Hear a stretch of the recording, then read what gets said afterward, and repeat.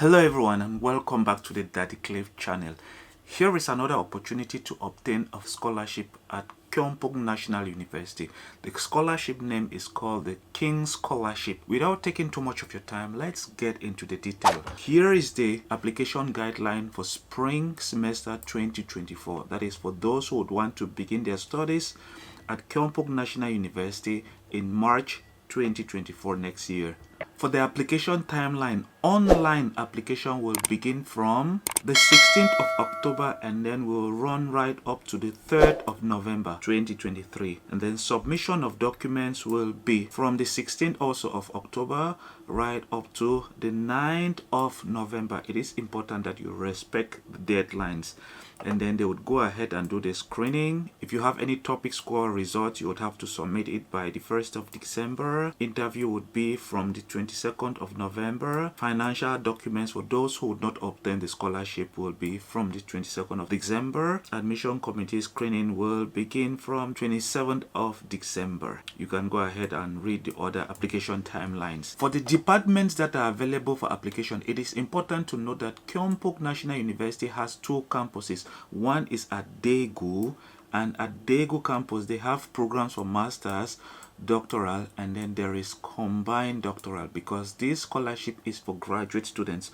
So if you see an O, it means the program is available for master's degree or doctoral degree. If you see an X, it means it is not available for combined masters and doctoral. Also, if you see an X in any section, know that that major is not available. For example, if you go down at the level of doctoral, they don't have program for law at the doctoral level. If you go down, there is the other campus, which is at Sangju. They equally have masters, doctoral, and combined masters and doctoral. The situation equally applies the same. An X will indicate that the major is not available. So you can go ahead and look at the majors so that you would know that if you are applying, for example, for tourism, you can only do tourism at the Sangju campus, not in Deagu. Now for the eligibility, who is eligible for the master's program and integrated master's and doctoral program? You must hold a bachelor's degree, must be a non-Korean, both parents must be non-Korean nationals. And then there is also the B application, which is for applicants of Korean origin. It is the same.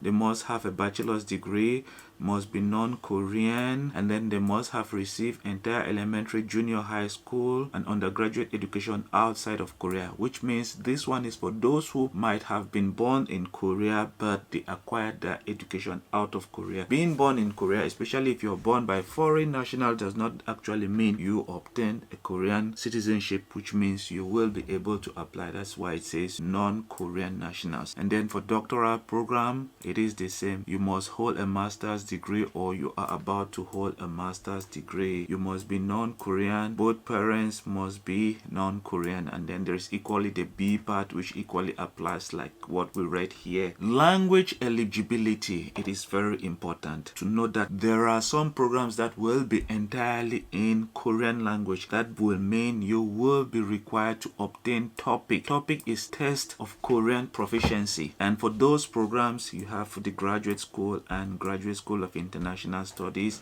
You have the different levels of Korean language that will be required. For example, if you want to study Korean language and literature psychology, you must have at least TOPIK level 5 or higher. Then go ahead and look at the others. Also, nursing is here. If you want to do nursing, you must meet both requirements that are on A and B. So this is A. A is must obtain TOPIK, and then B must obtain English proficiency. It is important to note that the programs that are not here will require you to have at least an English proficiency.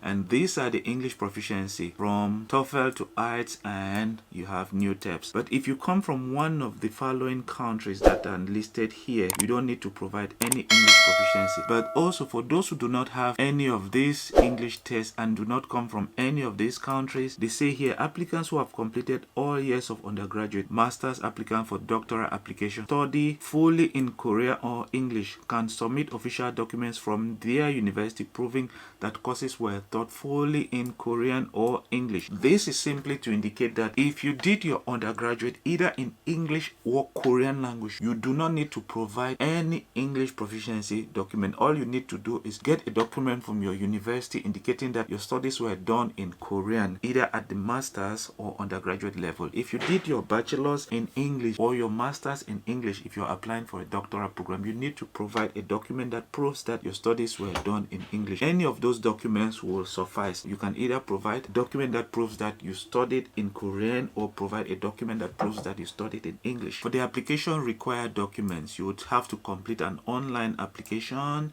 provide a statement of purpose.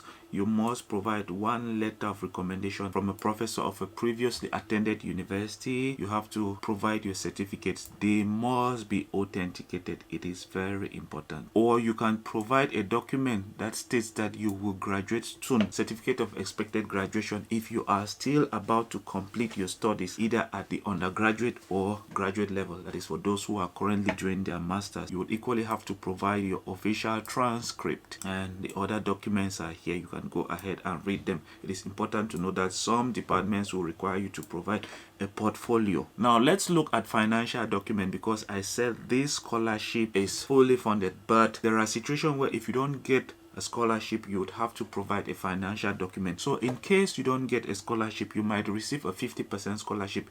In that situation, you would have to provide a financial document that proves that you have at least $14,000 in your account in your name to study in South Korea. And then in case you get a scholarship, here it says scholarship certificate from other organizations. Some people usually obtain scholarship from organizations like maybe POSCO in Korea, Samsung, and other scholarship organizations in South Korea. If you get the scholarship, you have to provide a document that indicates that you have that scholarship for you to study at that university. For those who would obtain financial support from their professors, because like I said, there's a possibility for you to always contact a professor in any university in South Korea. Kyungpook National University is equally included. You can contact a professor through email by making sure first that you are in the same area of research as the professor. If you are in the same area of research, you can communicate with the professor through email. If the professor is ready to take you into his or her lab, then they'll provide you with financial document indicating that they'll pay your tuition, and they'll equally provide you with monthly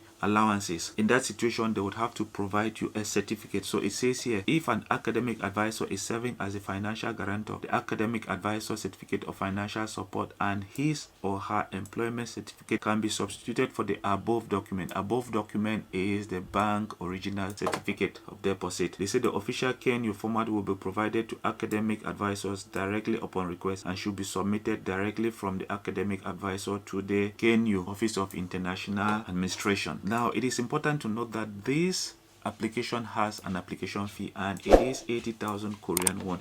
You must pay it online before your application will be completed. If you don't pay it, your application is considered incomplete and it will not be processed. Scholarship, I said there is the King Scholarship at KNU. It says here selection period before the beginning of every semester, up to 4 semesters for masters and doctoral programs, and up to 8 semesters for combined masters and doctoral. So they say benefit 100% or 50% of tuition fee waived. In case you do not get 100%, then that's where you would have to provide a bank deposit, as we mentioned above. And then here it says number of selected applicants, new international students, up to 70 applicants based on 100% tuition fee payment. For those who are already enrolled at the university, they are currently studying in South Korea, they would select 210 applicants based on 100% tuition fee payment. This is to say that, okay, in case you are among the first 70 and you go and do your first semester,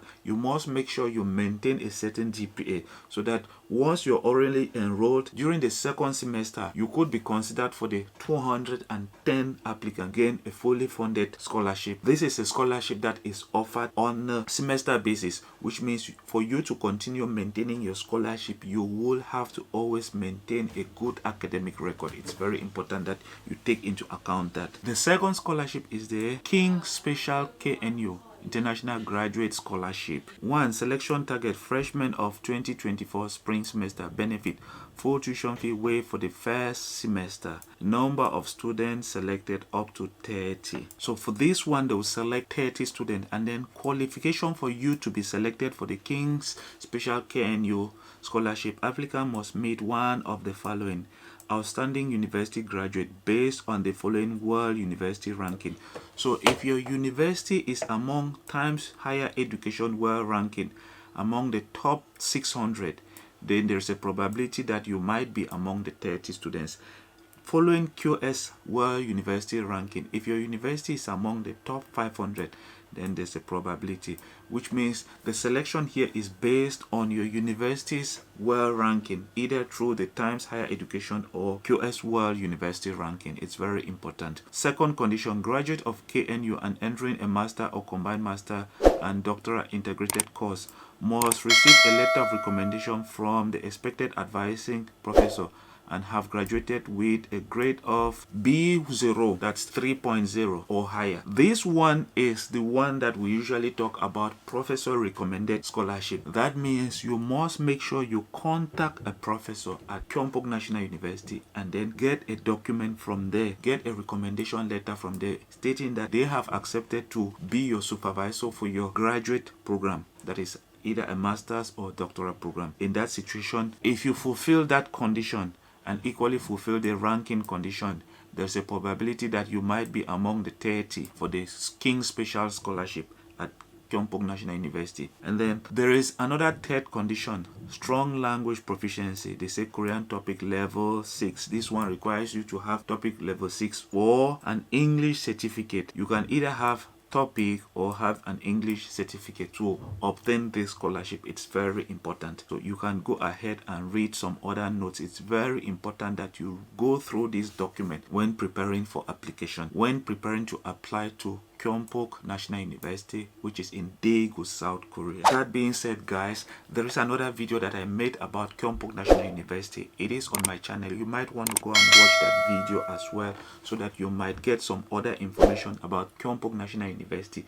That being said, we will end the video here, and make sure you subscribe to the channel if you've not yet subscribed. If you've subscribed, make sure you like the video. If you think the information was important to you, I'll see you in the next video. Bye bye.